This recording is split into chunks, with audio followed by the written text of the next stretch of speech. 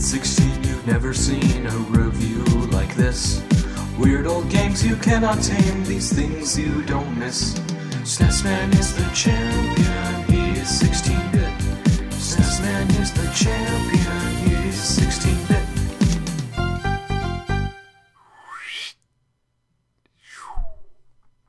Hello YouTube, I'm SNES Man. Today we're going to talk about a game you can play on the Super Nintendo with a mouse. This game is called Mario Paint. It may not be that impressive by nowadays standards, but for the time it was really cutting edge. So why don't we get down to gaming and check out Mario Paint. Get your mice ready, everyone! First off, Mario Paint probably has the best title screen of all time, I'm not joking. Now the goal of it is to click Mario to start the game, but if you want to kill some time, you can press the letters to do funny little stuff. It's really entertaining. But I'm here to review the game, not just the title screen, so let's click on Mario and get moving. Now, what's this? Black and white cartoons doing sit-ups? Don't ask. Just don't ask and skip it. That's what everyone else does. Here's our main screen. Now what you may ask is, what is Mario Paint? Well, basically it's a simple paint program mixed with a bunch of other creative functions geared towards kids. But let's start with paint mode, since this game's called Mario Paint. It's really standard. You can change brush sizes and colors, then draw on the screen with the mouse. The controls feel just like a computer, smooth and responsive. The most unique part about paint mode though is the stamps. You can paste these little images on the screen. Lots of them are Mario based, which is awesome. And it's lots of fun to set up ridiculous scenes with the Mario characters.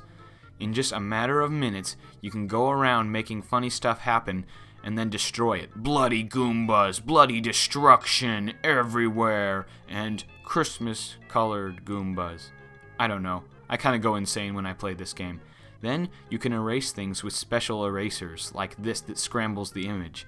Yeah, it's supposed to be a game where you create stuff, but I have more fun destroying things. But that's not to say that this game will squelch your creativity at all. Really quickly you can learn how to use the simple tools and start creating your own ridiculous scenes. This game was definitely geared towards kids, but that doesn't mean everyone can't enjoy a little bit of it. For instance, what's more fun than seeing endless Goombas? Yes, army, gather your masses, swarm the screen and kill Mario! Okay, sorry, when I see Goombas I just get a little over-emotional. So let's chill out and watch something other than the paint program for a while. Here's the coloring book. All it does is make a giant image on the screen that you can color in. You just fill in the colors with this dancing paintbrush thing. The only joy I get out of this mode is coloring things wrong. Like painting Mario red. That'll teach him. How do you like being red?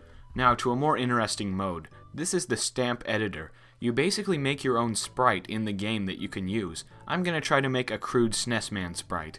Okay, there they are in paint mode. Let's put together SNES Man. Here's his head, and here is his lower half. Oh, looks just like me. Is it possible that I look even cooler in 16-bit? You bet it's possible, cause it's true. Oh my gosh, so amazing. Look at all the SNES Mans. SNES Mans on parade. I mean, SNES Men on parade.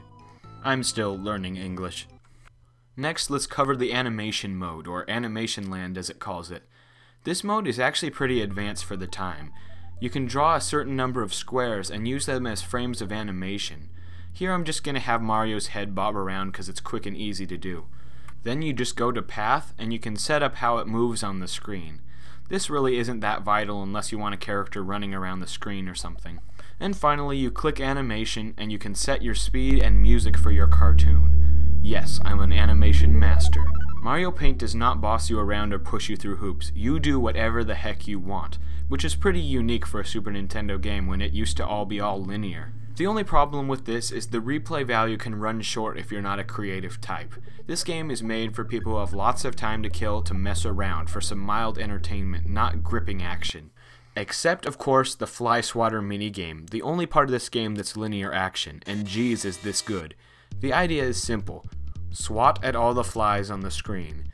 It doesn't sound fun, but it really is. The action is tight and fast-paced, and it really breaks up the monotony of the slow-paced game. Just like the old scrolling shooters, you're introduced to new enemies as you go on. Bees, all kinds of insects, and bombs that explode. It's bizarre how much work they put into this little mini-game that has nothing to do with Mario or Paint. But who cares if it's ridiculous and doesn't have to do with Mario? It's fun, and that's all that matters. So when you get bored of causing artistic mayhem and terrible colors, just go there for some action. They clearly made that mode to balance out the scales so this game wouldn't just be for artistic kind of people.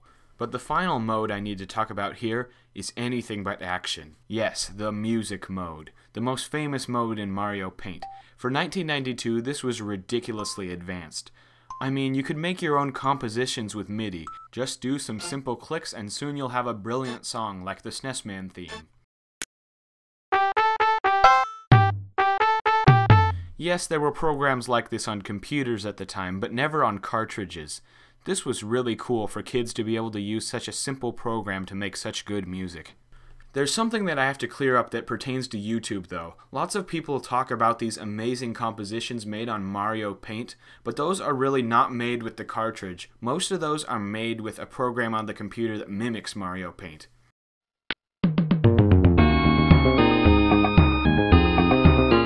Pretty amazing, isn't it? Well, you can't do this on the real game. First of all, you can't put any sharps or flats on the notes, so you can't put it in this key. Second of all, you can't stack more than 3 notes on top of each other for a chord. And finally, you can't change the tempo like this to do advanced rhythms. Sorry, you can't make Through Fire and Flames and Never Gonna Give You Up on the original. At least, respectable versions of them.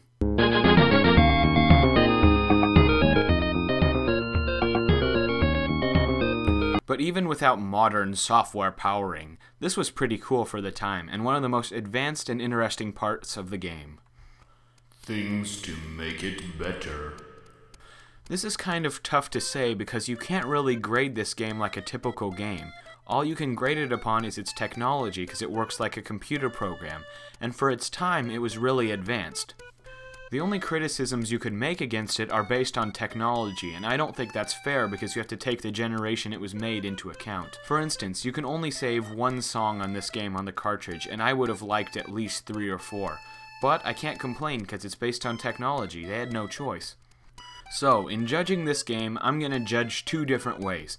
First of all, in 1992, I'd score it an 8 out of 10. It was really creative for its time, but now, in modern times, I'd give it a 7. Just because there's so many computer programs that do the job better than this. But I have to say, even now when technology is so much better, it's still lots of fun to play this simple game. I'd recommend it to most people, creative or not. This has been SNES Man. I recommend Mario Paint and I hope you like this review. I'll talk to you again sometime soon.